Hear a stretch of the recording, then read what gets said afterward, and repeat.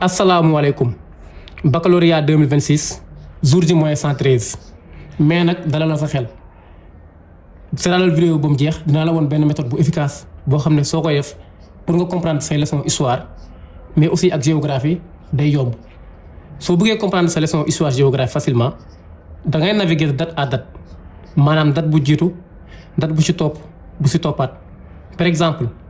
da ngay jéem a xool ci leçon bi par exemple lu xew 2015 souvent mooy andi lu xew 2016 lu xew 2016 mooy andi 2017 léegi da ngay comprendre chaque date la moo ci xew mais dañuy tegloo comme nii 57 85 voilà léegi avec loolu nag dañuy def exemple de la décolonisation de l'Inde moom mooy suñu leçon 5 en histoire avant loolu nag bëgg naa nga abonné nga partager vidéo bi bu baax a baax ba sa xarit yëpp mu ngi cee jot nga def ko favori s'il le faut sax nga republier ko voyez léegi nag ñu dem la décolonisation en Asie particulièrement en Inde la ngeen war a xam nag que l'Inde également est une colonie britannique maanaam su ma nee britannique mooy Grande-Bretagne maanaam Inde Angleterre moo ko colonisé woon waxoon naa leen ko pour ngeen xam dëkk ndàngam kan moo ko colonisé da ngeen di xool dëkk bi ban làkk lay làkk comme par exemple ñun Sénégal français la ñuy làkk kon ñun français moo ñu colonisé woon léegi nag Inde également Angleterre moo ko colonisé woon léegi nag moo tax ñu ne l'Inde est une colonie britannique depuis 1857 mais attention Inde nekkul comme n'importe colonie Inde était considérée comme la perle de l'empire britannique maanaam Angleterre moom dafa fonkoon am na ay colonies yu bëri mais bu mel ni Inde amul dafa fonkoon tellement Inde mais la moo tax Angleterre fonk Inde c'est parce que l'Inde était considérée comme le joyau de l'empire léegi c'est grâce à son immensité du territoire mais aussi des ressources naturelles qu'il dispose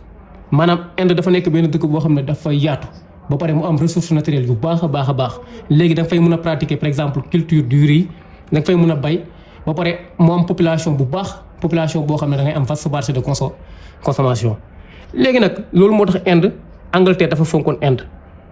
kon moo tax ñuy woowee Inde comme la perle de l'empire britannique su ma ne da ngay gis par exemple nit ku rafet ñu ne xoolal kii perle rare c'est parce que Inde dafa nekk colonie boo xam ne colonie bokkul ak yeneen colonie yi parce que ressources naturelles yu mu am dafa bëri léegi nag après nag Indiens yi forcément dañuy jéem a réclamer seen indépendance mais chaque fois suñu wax décolonisation particulière ci benn pays par exemple Inde wala Sénégal wala Indochine souvent ci cause yu njëkk yi dafay nekk la naissance des mouvements nationalistes léegi mouvement nationaliste dafay nekk ay parti mooy ay nit yu yeewu créer seen parti pour jéem a réclamer ñoom seen indépendance ci anam yooyu nag dañuy wax Inde parti bu fa njëkk a juddu également c'est en 1885 moom la ñuy wax parti du congrès indien léegi parti du congrès indien ñoom ne dañoo am benn religion boobu moom la ñuy wax les hindous n'est-ce pas léegi nag parti bi c'est créé par Tilak mais après c'est dirigé par par Gandhi dinañ ko gis léegi deuxième partie bi nag c'est créé en 1906 léegi deuxième partie bi moom la ñuy wax la ligue musulmane également par Mohamed Ali Jinnah léegi ligue musulmane ñoom ay musulmans lañ mais ñii ay hindou lañ hindou nag benn religion la mais ce sont des religions également non révélées da ngeen koy gis des fois ci télé bi vous voyez léegi nag avant loolu bëgguma ngeen nekk di ma laaj musée ay Palestine ay Sénégal donc donte dinaa ko def mais des fois te mu xaw a yéex réseau yi day métti léegi si loolu nag moo tax ñu ne am nañ groupe WhatsApp bu efficace numéro bi c'est 78 375 14 léegi si groupe bi da lay permettre nga am résumé yëpp à temps nga mën a def sa exercice chaque partie si leçon bi chaque leçon nga mën a xam méthodologie contexte historique bi ñu proposé da ngay mën a def diagramme formule interprétation maanaam groupe bi da ngay pratique en histoire géo da ngay constat surtout yéen élèves F yi nga xam ne amoo leen jot mais élèves L2 yi itam da leen permettre nga am moyen yu baax vous voyez sans compter G léegi nag moom la ñuy wax la naissance des deux mouvements 1885 parti du congrès indien parti là dirigé après par Nehru en 1906 après nous avons la ligue musulmane par Mohamed Ali Jinnah léegi bu ñu fa jógee 1914 1918 la moo xew ci monde bi su ma leen ko laajee yéen ñëpp xam ngeen ne c'est la première guerre mondiale te su ma nee première guerre mondiale dëkk bii ñuy wax Angleterre c'est-à-dire Grande-Bretagne moom bokkoon na ci première guerre mondiale maanaam moom ci dafa doon xeex ak beneen groupe ci benn groupe la bokkoon doon xeex ak beneen groupe vous voyez léegi mais moom Angleterre dafa ne Indiens yi comme que maa leen colonisé da ngeen di ñëw andi ay soldats yu bëri dama bëgg ay soldats yu bëri ñu jàppale ma ci première guerre mondiale léegi soo leen ma jàppalee su ma ko gañee ba pare après man dama leen di defal ay réformes loolu nag Angleterre yi ñoo ko def ay moom la ñuy wax des promesses Angleterre daf leen defaral ay promesses maanaam pour Indiens yi jàppale leen ci première guerre mondiale mais ci première guerre mondiale bi jeexee léegi après dañ leen di jox ay réformes kon dañ leen promettre ay réformes mais dafa am benn constat bu ñu def guerre mondiale mu ngi commencé 1914 mu jeex 1918 mais les promesses anglais également les promesses britanniques ne sont pas été tenues maanaam Angleterre lu mu waxoon Indien yi defu ko te pourtant Indien yi yóbbu nañ seen soldat jàppale Angleterre ba groupe ñoom Angleterre également finalement ñoom ñoo gagné également première guerre mondiale. mais après guerre bu mu joxee promesse maanaam digg yu ñu leen diggoon amul léegi loolu la ñuy wax moom la ñuy wax les promesses non tenues mais nag est-ce que Indien yi dañ leen si seetaan léegi Indien yi nag si lañ commencé def ay manifestations ay réclamations pour mun a am seen réforme yoo xam ne moom la leen Angleterre diggoon si première guerre mondiale. léegi nag manifestation yi après dafa mujjee dégénéré maanaam dafa mujjee am ay xeex léegi xeex yooyu nag am na yu bëri mais bu ci gën a siiw am na boo xam ne mu ngi am si lu ñuy wax la ville d'Amritsar léegi boobu la ñuy wax le massacre d'Amritsar en 1919 dans le Pendjab. léegi nag fii dafa am benn trouble affrontement entre force de l'ordre anglais yi ak indien yi parce que indien yi dañ doon réclamer seen réforme bi ñu leen digoon léegi anglais yi tamit nekk fa di créer génne ay police genre yooyu noonu léegi nag massacre boobu nag dafa mujjee dégénéré maanaam mu mujjee changer jikko ba mu nekk ay benn manifestation boo xam ne xeex bu metti léegi ba mun nañ ne massacre bi créé na également 1200 blessés ak 319 morts. waaye léegi moom la ñuy wax le massacre d'Amritsar dans le Pendjab léegi loolu nag moo waral leader élite intellectuelle parce que loolu jàng nañ ko élite intellectuelle maanaam Inde dafa amoon benn élite intellectuelle benn leader boo xam ne dafa demoon jàngi école anglais yi loolu waral nag kooku mu ñëwaat en même temps tamit Tilak bu créé woon parti du Congrès dafa décédé loolu waral également le retour de Mahatma Gandhi donc Gandhi bii tur bii da ngeen ko war a jàpp tellement moom Mohamed Ali Jinnah parce que souvent ñoom ngeen di présenté léegi nag Gandhi si la ñibbisee ban année en 1920 kon 19 massacre d'Amritsar bu waral Gandhi ñibbisee en 1920 le retour de Gandhi léegi nag moom Gandhi boo leen xoolee ba léegi monde bi ñëpp a xam Gandhi parce que Gandhi moom dafay pratiquer benn philosophe bu ñuy wax le Satyagraha maanaam moom Gandhi nee na damay réclamer indépendance mais la paix moo tax Inde am décolonisation pacifique jàmm la ko amee parce que moom nee na day réclamer indépendance mais la paix parce que bëggul guerre am. vous voyez léegi nag Gandhi bu mu retouré nag dafay mën a du ñuy wax benn campagne de désobéissance civile maanaam campagne de désobéissance civile maanaam day def ay marches moom noonu lay réclamer indépendance day def ay marches mu def ay boycott yoo xam ne daal du gaañ kenn mais lu ko waa anglais yi wax ñoom duñ ko def. léegi nag campagne de désobéissance civile bu mu def 1920 bi looloo waral nag après Gandhi anglais dañuy jël décision ne dañ koy tëj 6 ans moo tax ñu ne lui a valu 6 ans de prison léegi nag après ñu jugé ko ñu ne 6 ans lay tëdd mais finalement 2 ans la tëdd parce que dafa tëdd en 1922 léegi ñu libéré ko également en 1924 parce que grâce à sa bonne conduite maanaam bu mu nekkee prison bi dafa yaru deful dara et tout léegi ñu libéré ko également en 1924 grâce à sa bonne conduite mais aussi grâce tamit ak manifestation yi gars yi dañu doon réclamer pour mu génn. voilà léegi nag moom Gandhi yamu ci bu mu génnee tamit en 1930 dafay def lu ñuy wax organise la marche du sel léegi marche du sel tamit maanaam moom dafay am lu muy dénoncer dafay dénoncer également exploitation du sel bu anglais yi def xam nga Angleterre Inde dafa amoon xorom bu bëri sel. léegi donte ñoom ñoo ko moom mais anglais dañ ko doon exploiter ba pare di ko transporter di ko extravertir léegi nag moom tamit foofu noonu dafa def benn marche du sel genre benn campagne pour dénoncer loolu noonu. léegi bu mu dénoncer loolu noonu tamit après Angleterre dañ koy jéem a tëjaat dañ koy tëjaat encore en 1920 mais bu ñu ko tëjee 1920 dañ koy libérer en 1931 lors de la conférence du table ronde donc dañ koy libérer en 1931 les conférences du table ronde nag benn conférence boo xam ne léegi leader anglais yi ak leader indien yi ñoo ko def pour ñu xool entente. parce que pourquoi gis nañu affaire yi jaxasoo na ñoom Gandhi bàyyi wuñu ñu ngi sulet bi di def ay campagne de désobéissance civile et cetera léegi anglais nag si lañ jëlee décision def li ñuy wax conférence de table ronde mais nag conférence de table ronde 3 conférences am na bu am janvier am na bu am tamit également dernière bi 3e bi mu ngi am su ma juumul 32 donc conférence de table ronde amul compromis su ma nee amul compromis maanaam anglais yi ak indien yi mujjeewuñ déggoo léegi nag puisque mujjeewuñ déggoo moo tax mën nañ ne la conférence de table ronde est vouée à l'échec léegi nag bu mu vouée à l'échec nag loolu moo waral tamit encore en 1935 léegi Angleterre day def lu ñuy wax Indian Act léegi Indian Act dafa nekk justement benn loi constitutionnelle maanaam fii ci Indian Act l'Angleterre également dafay prévoir donc day prévoir def Inde benn état fédéral de 11 provinces. vous voyez léegi Angleterre moom jël na décision nee na day soppi Inde benn état fédéral de 11 provinces. vous voyez parce que Angleterre dafa gis ne manifestation yi ak réclamation yi dafa commencé bëri te moom loolu arrangé wu ko te xam ngeen ne Angleterre ku ko xam ne moom dëkk boo xam ne dafa bëgg décolonisation pacifique bëggul guerre ak kenn moo tax moom décolonisation bi yëpp presque pacifique la. vous voyez à l'exception de la Malaisie je pense léegi nag moom la ñuy wax Indian Act mais si biir Indian Act nag c'est le problème bi commencé jàpp leen bu baax si Indian Act bii nii mooy Indian Act est une loi constitutionnelle donc qui prévoit également de faire l'aide comme un état fédéral avec 11 provinces mais problème bi fii la commencé parce que si biir Indian Act bi après bu leen fàttali nag Inde am na ñaari parti politique léegi nag si lañ commencé parce que ñoom ñaari parti politique yi dañoo am vision yoo xam ne bokkul léegi pour parti bii nii mooy parti du Congrès après xam ngeen c'est dirigé par Gandhi léegi ñoom dañoo bëgg benn indépendance n'est-ce pas benn dëkk kese unité mais pour Ligue musulmane dañoo bëgg indépendance ñaari pays parce que ñoom musulmans yi nañ bëgg ñu jaxasoo ak indo yi maanaam dañoo bëgg dëkk bi ñu xaaj ko ñaar ku nekk am sa wàll kon léegi mën nañu am la division s'opère léegi problème am na entre les deux partis ku nekk si ñoom daa am loo bëgg et léegi parti du Congrès et dañoo bëgg benn pays kese léegi nag mais Ligue musulmane dafa bëgg benn ñaari dëkk boo xam ne ñoom musulmans yi dañu am seen bopp ak ñoom hindu yi am seen bopp parce que bëgg ñoon mélanger léegi loolu c'est à partir problème bi mu ngi commencé à partir de 1935 moo tax sax mën naa ne loolu moo waral que Indian Act bi dafay mujjee échoué léegi bu mujjee échoué nag 1939 xam ngeen lu xew ci monde bi c'est-à-dire la première guerre mondiale te su ma nee première guerre mondiale Angleterre dugg na non c'est la deuxième guerre mondiale 1939 mu ngi doog a débuté te su ma nee la deuxième guerre mondiale ñëpp xam nañ ne Angleterre dem na dugg ci deuxième guerre mondiale léegi moom Angleterre nag n'est-ce pas dafa woo Indien yi ne nañ ko jàppale mais Indien yi bu pas dañoo bañ ñoom ñoo nañ daal tant que amuñu indépendance duñ jàppale kenn Gandhi moo ko wax. léegi nag après nag en 1942 Gandhi dafay lancer lu ñuy wax Quit India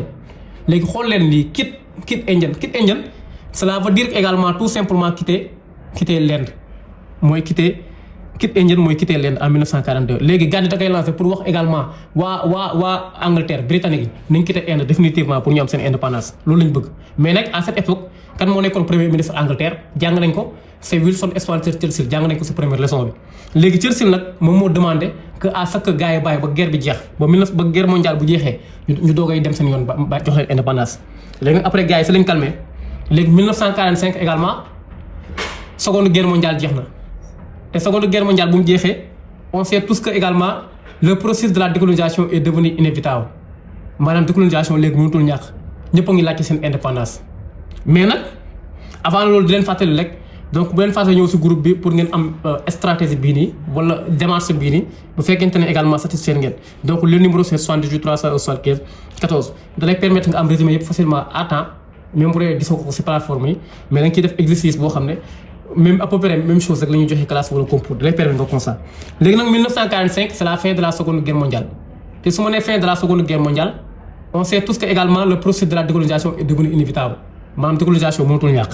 ñëpp ñu ngi réclamer seen indépendance mais en même temps juillet 1945 dafa am lu xew Angleterre maanaam Wilson Churchill nekkatul au pouvoir dañ koy gañe kan moo ko gañe c'est Clément Attlee loolu jàng nañ ko parce que Wilson Churchill fekkee na conférence de Téhéran fekkee na conférence de Yalta mais conférence de Potsdam fekkee ko parce que c'est remplacé par Clément Attlee moo ko gañe kon donc mën naa ne le parti travailliste arrive au pouvoir en 1945 léegi ñoom nag seen campagne sax ñu ngi doon wax que l'aventure coloniale est trop coûteuse maanaam ñoom ne nañ la colonisation dafa xaw a métti moo tax ñoom daal dañoo préférer joxe indépendance gars yi sans am ak ñoom problème bon Clément Attlee donc moo tax ñu ne considéré comme l'héritier du problème kon moom mooy doon problème bi si Wilson Churchill la commencé mais moom mooy doon problème bi léegi Clément Attlee bu mu ñëwee dafay nommé benn vice-roi sous le nom de Lord Mountbatten léegi Lord Mountbatten nag moo jël décision en 1945 jox indépendance Inde donc 1945 47 boog c'est la Inde di amee indépendance donc 1947 la jël décision jox indépendance de l'Inde mais instant bu muy joxe indépendance mais il a rendu compte que l'impossible de donner l'indépendance à un seul pays dans ce cas également la division s'opère parce que moom gis na ne également que musulmans yi dañoo bañ bëgguñu jaral na leen lu ne léegi sa la jëlee nag Inde après mu joxe indépendance mais un seul pays dañ koy diviser en deux léegi premier pays bi mooy lan mooy Union indienne léegi Union indienne mooy Inde bii ngeen di dégg te ñuy def seen film yi rek kenn xamul film yooyu noonu ñoom va dégg yooyu léegi mooy Union indienne léegi dans les normes nag Union indienne kan moo waroon nekk président également c'est Gandhi parce que Gandhi moo xeex fépp mais Gandhi moom lu muy xeex yëpp moom philosophe la moom la ñuy woowee le sage moom bëggul nekk président moom lenn rek moo ko intéressé woon mooy dëkkam nu muy amee indépendance léegi à côté également nous avons le Pakistan kon Inde divisé nañ ko en deux léegi dañu am Inde Union indienne mooy Inde bii nii ak Pakistan léegi Pakistan nag moom mooy nekk également musulmans yi yu créé woon également ligue musulmane vous voyez loolu c'est en 1947 mais comme Inde am na indépendance mais un seul pays divisé en deux l'Inde et le Pakistan léegi dañuy dem 1948 mais 1948 indépendance bii nii dafay am ay conséquences par exemple dañuy am la division de la population léegi wala mën nañ la le transfert et le massacre de la population parce que yow bu fekkoonte ne yow musulman nga tëkkoon si parti Union indienne da ngay obligé quitter fii nii pour dem Pakistan parce que musulman nga léegi si loolu nag après dafay am guerre civile entre ñoom ñuy xeex seen biir vous voyez ba loolu waral sax en 1948 xam nga ñu ngi si 47 mooy date par date 48 l' assassinat de Gandhi Gandhi bii nga xam ne moom lañ cité woon depuis début bi moom moo xeexal Inde dañ koy rey te ku ko rey kooku tamit moo kooku ñoo bokk même pays vous voyez ñoo bokk même religion parce que kooku la moo tax ñu rey ko Gandhi a été assassiné par un fanatique kooku dafa accuser Inde Gandhi et d' être responsable de la division de l'Inde parce que nee na Gandhi suñ demee ba diviser de Inde en deux yooyu yaa tax yaa ngi commande léegi nag loolu moo waral nag également en 1900 kon conséquence indépendance de l'Inde donc c' est la division également donc c' est également la division de l'Inde donc le massacre et le transfert de la population et l' assassinat de Gandhi léegi mais yamatuñ fa nag en 1971 léegi Pakistan bii nii Pakistan day divisé wu en deux Pakistan oriental benn moom la ñuy wax Bangladesh kon Pakistan day nekkaat en deux Pakistan et Bangladesh kon léegi Inde nekk na 3 pays un seul pays divisé en deux en 1947 ensuite divisé en 3 parce que Pakistan oriental dañuy réclamer seen indépendance léegi si dañu amee indépendance moom la ñuy wax Bangladesh vous voyez kon donc un seul pays divisé en 3 léegi nag Inde c'est facile l'Inde également est une colonie britannique considérée comme la période de l'empire donc en 1985 on assiste à la naissance du mouvement nationaliste c'est-à-dire le parti du Congrès indien par les hindous et en 1906 c'est la Ligue musulmane 1914-1918 les Anglais également avaient tenu des promesses mais ces promesses ne sont pas été tenues ceci va favoriser ce qu'on appelle des troubles et des massacres donc finalement on assiste au massacre d'Amritsar de 1919 dans le Pendjab qui a fait un bilan de 1200 blessés et 379 morts donc 1920 c'est le retour de Gandhi Gandhi également qui mène une campagne de désobéissance civile et cette campagne lui a valu 6 ans de prison mais finalement arrêté en 1922 et libéré 2 ans après en 1924 donc suite à sa bonne conduite mais qu'est-ce qui va se passer en 1930 encore Gandhi va lancer ce qu'on appelle la marche du sel c'est-à-dire pour dénoncer ce qu'on appelle le monopole du sel pour dénoncer ce qu'on appelle l'exploitation vous voyez donc la marche du sel donc va favoriser à une conférence nommée la conférence des tables rondes entre les Anglais et les Indiens mais cette conférence également est vouée à l'échec donc puisque c'est voué à l'échec ceci va favoriser encore en 1935 l'Indian Act. L'Indian Act, c'est tout simplement donc une loi constitutionnelle qui prévoit l'Inde comme un État fédéral, donc avec 11 provinces. Mais c'est voué à l'échec parce qu'il y a également diversité idéologique entre les deux partis politiques. Donc en 1942, Gandhi va lancer encore le quitte indien, c'est-à-dire quitter l'Inde définitivement. Mais sous la houlette de Wilson Churchill, il a demandé donc de céder l'indépendance après la fin de la Seconde Guerre mondiale. Bon, en 1945, c'est la fin de la Seconde Guerre mondiale. La fin de la Seconde Guerre mondiale également, on sait tous que le processus de la décolonisation est devenu inévitable. Suite à plusieurs facteurs. Celles-ci relevant de la vie intérieure, facteurs internes, et d'autres relevant de la vie extérieure, c'est-à-dire des facteurs externes. Bon, en juillet 1945, Adlai Clément arrive au pouvoir,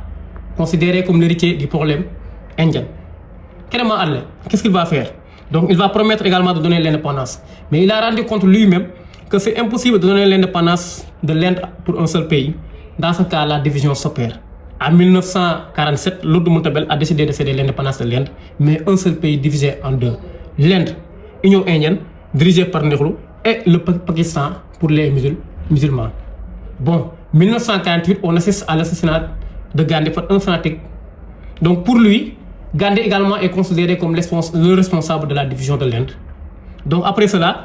en 1971, Pakistan à son tour va être scindé en deux. Pakistan oriental sous le nom de Bangladesh. Donc abonnez et commentez également dans ma chaîne YouTube. Léegi fii pour le contexte historique da ngeen koy jëlee également souvent da ngeen koy jëlee ces faits évoqués s'inscrivent dans un contexte général de la décolonisation, particulièrement la décolonisation en Inde. N'est-ce pas? Wala ces faits évoqués s'inscrivent dans un contexte général de la décolonisation britannique, particulièrement en Inde. Léegi ngeen wax bon depuis 1957 après les deux parties 14 20 genre yooyu ngeen ñëwee ko foofu. Vous voyez léegi nag présentation des auteurs souvent mu ngeen am Gandhi donc après ñu laaj leen également Gandhi ban idéologie la amoon Gandhi xam ngeen idéologie bu mu am mooy idéologie boo xam ne day mën benn ay manifestation donc c'est la paix manifestation yoo xam ne des campagnes de non désobéissance civile maanaam moom la paix rek lay def lépp jàmm. kon fii bu ñu leen joxee exercice souvent dañ leen jox 1947 maanaam discours président bi bu joxe indépendance de l'Inde léegi ngeen war a joxe contexte historique expliqué naa leen ko wala ngeen war a présenter Gandhi wala Mohamed Ali Jinnah léegi da ngeen xool seen présentation léegi mais souvent troisième question day nekk contexte historique c'est-à-dire les conséquences. léegi nag kon fii bu ñu leen joxee également conséquence maanaam 1947 lan la jur da ngeen wax 1948 la division de l'Inde également en deux donc le massacre et le transfert de la population la guerre civile l'assassinat de Gandhi en 1948 mais aussi également la division du Pakistan en 1971. Ok voilà, abonnez, commentez dans ma chaîne YouTube.